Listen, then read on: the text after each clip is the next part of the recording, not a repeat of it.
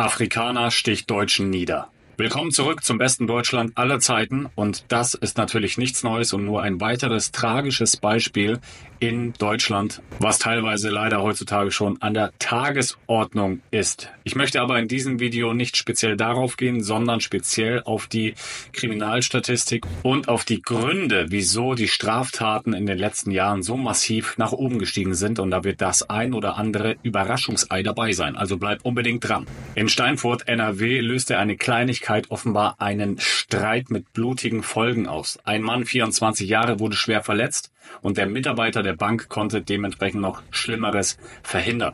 Wie die Polizei berichtet, geriet der Deutsche gegen 17:40 Uhr am Donnerstagabend in einem Café an der Wasserstraße in Burg Steinfurt in einen Streit mit einem 34-Jährigen aus Eritrea.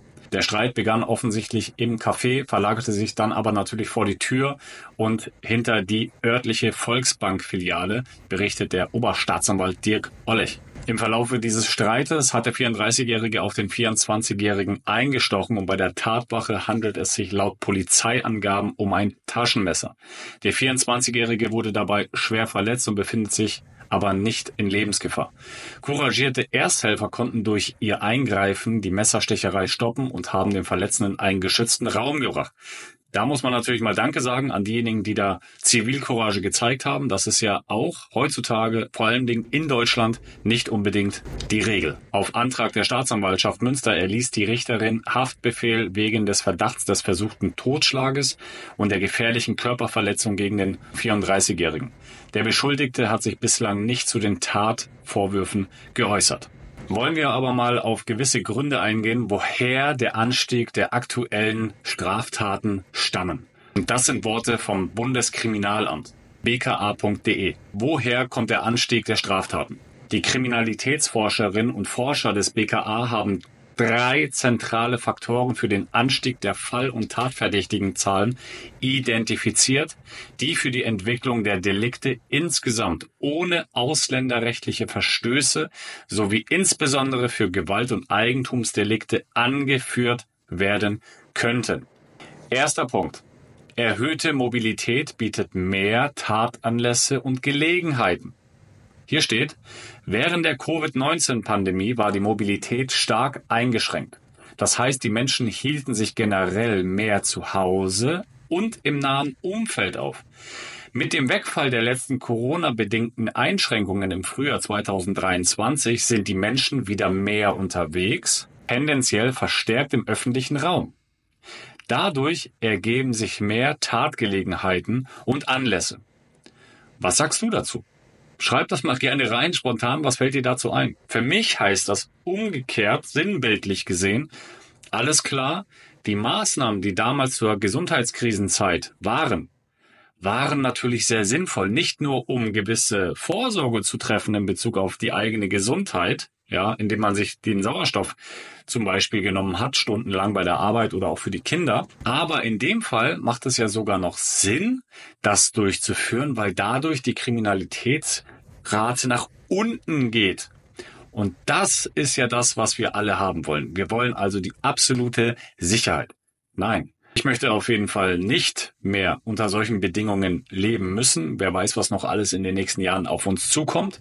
Aber das darf auf jeden Fall kein Grund sein, sowas einzuführen, damit man im Umkehrschluss natürlich wieder die Kriminalitätsstatistik nach unten bringt, beziehungsweise die Tatvorgänge senkt. Da muss es andere Lösungen geben.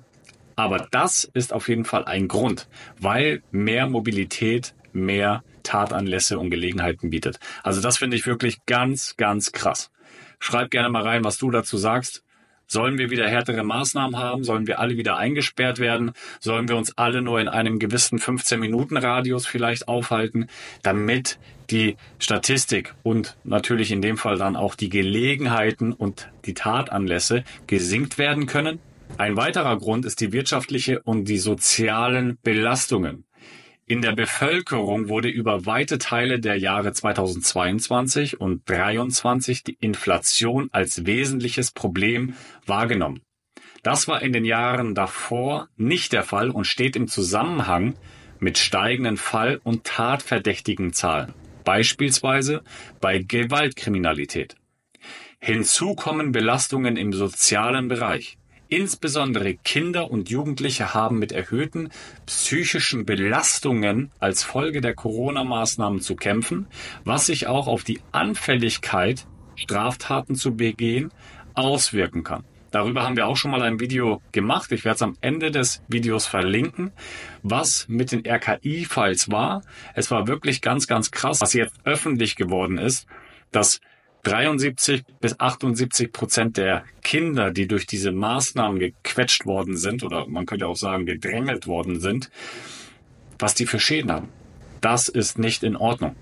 Ein weiterer Hauptgrund, das ist hier der dritte Punkt, und da wirst du mir definitiv wahrscheinlich recht geben, ist die Migration. Du hast richtig gehört, das BKA schreibt, die Migration ist ein Problem. Deutschland verzeichnet aktuell eine hohe Zuwanderungsrate.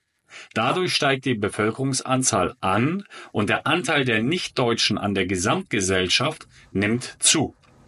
Somit natürlich ganz klar, es ist plausibel, dass sich dies auch in einer steigenden Zahl nichtdeutscher Tatverdächtiger ausdrückt. Es ist davon auszugehen, dass viele Schutzsuchende mehrere Risikofaktoren für verschiedene Deliktbereiche aufweisen. Dazu gehören die Lebenssituation in Erstaufnahmeeinrichtungen sowie wirtschaftliche Unsicherheiten und Gewalterfahrungen. Bei der Gewaltkriminalität zeigt vor allem die Migrationsdynamik in Klammern, wie viele Zu- und Vorzüge werden verzeichnet, und weniger die Nettomigration in Klammern, wie viele Zuwanderer bleiben. Einen Zusammenhang mit dem Kriminalitätsgeschehen. Dies liegt nahe, dass die Anstiege von Kriminalität besonders bei nichtdeutschen Tatverdächtigen mit den besonderen Bedingungen, die mit dem Wanderungsgeschehen verknüpft sind, einhergehen. Dazu gehören beispielsweise die große Anzahl von Personen in Erstaufnahmeeinrichtungen sowie viele kurzfristige Unterbringungen mit häufigen Umzügen. Der Fokus liegt dabei besondere Risikofaktoren für Kinder und Jugendliche. Die genannten zentralen Erklärungsansätze finden auf alle Altersgruppen Anwendung. Bei älteren Kindern und Jugendlichen können sie aber in besonderem Maße relevant sein. Denn Jugendliche haben eine entwicklungsbedingte größere Neigung, gegen Normen zu verstoßen und Straftaten zu begehen. Mit dem wegfallenden Covid-bedingten Einschränkungen entfalten diejenigen Faktoren, die derzeit das Kriminalitätsaufkommen insgesamt steigen lassen. Bei Jugendlichen eine möglicherweise besonders deutliche Wirkung. Kinder und Jugendliche waren von den Covid-bedingten Einschränkungen in besonderem Maße betroffen. Beispielsweise Mangel an sozialen Kontakten, Stressbelastung und aber auch natürlich ganz klar innerhalb der Familie Stressbelastung und beengte räumliche Verhältnisse.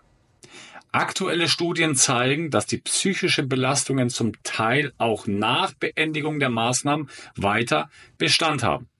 Dementsprechend schaut euch gerne das Video an, was ich auch hier nochmal verlinke. Unterm Strich kann man sagen, dass wir im besten Deutschland aller Zeiten leben und ein Ende davon auf jeden Fall noch nicht in Sicht ist. Und dementsprechend bin ich sehr gespannt, was deine Meinung dazu ist. Und wenn dir das Video gefallen hat, teile das Video gerne. Du kannst gerne einen Daumen nach oben da lassen und natürlich auch kostenlos den Kanal abonnieren und auch die Glocke aktivieren, damit du kein Video mehr verpasst. Ich wünsche dir einen wunderschönen Tag, bleib gesund und munter und vor allen Dingen bleib gesund.